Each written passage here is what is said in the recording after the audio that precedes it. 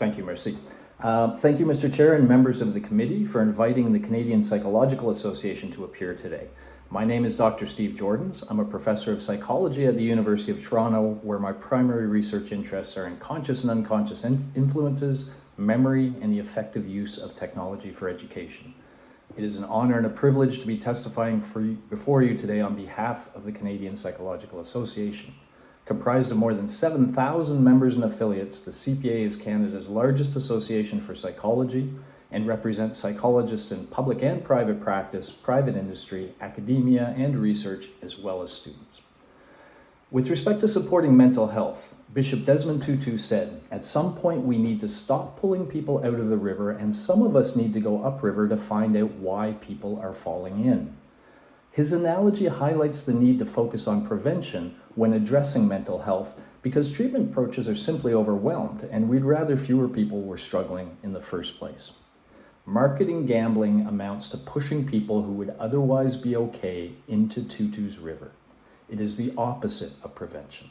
If we are going to allow gambling, we must ban any marketing of gambling, as we do other products like cigarettes and cannabis. Our society should not push anyone, especially our children, to engage in potentially addictive behavior. The marketing we are seeing now represents one of the strongest pushes imaginable.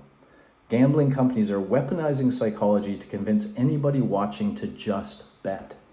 They are normalizing and glorifying gambling in complete cooperation with sport and media companies in a way that has indeed convinced over 19 million Canadians to bet, a stunning penetration rate of over 65%. Gambling is especially addictive because of the random nature of wins.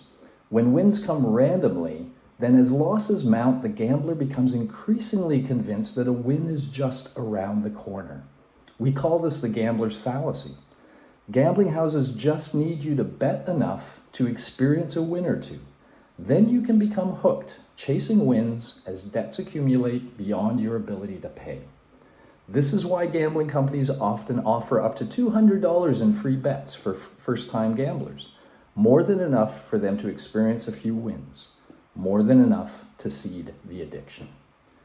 Estimates of problem gambling range from 2 to 5%, but note that these numbers are based on self-report and are thus underestimates, as most addicts deny any problem until they hit bottom. The recidivism rate is over 90%.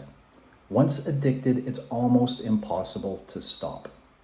What's more, it is estimated that each addicted person indirectly impacts 5 to 10 others, typically family members.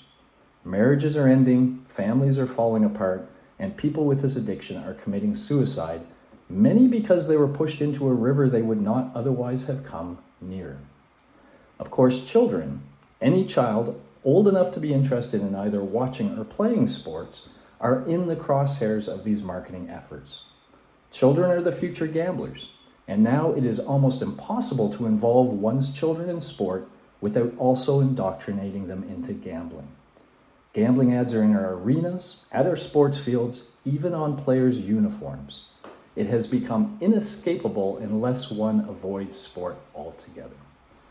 When the marketing of substance or activity is banned, it sends a strong and clear signal that that substance or activity is potentially addictive and should only be engaged with in a knowing and cautious manner.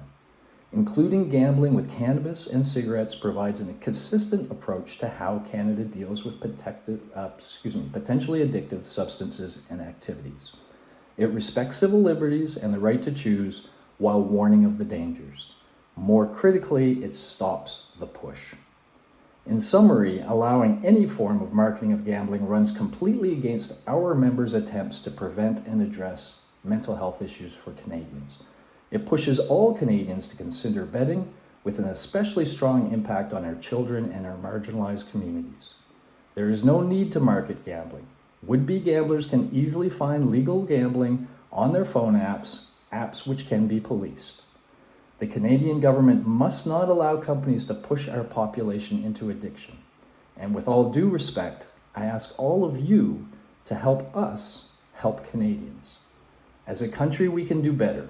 We should and must ban the marketing of gambling. Thank you for the opportunity to speak this evening. I'll be pleased to address any questions you may have.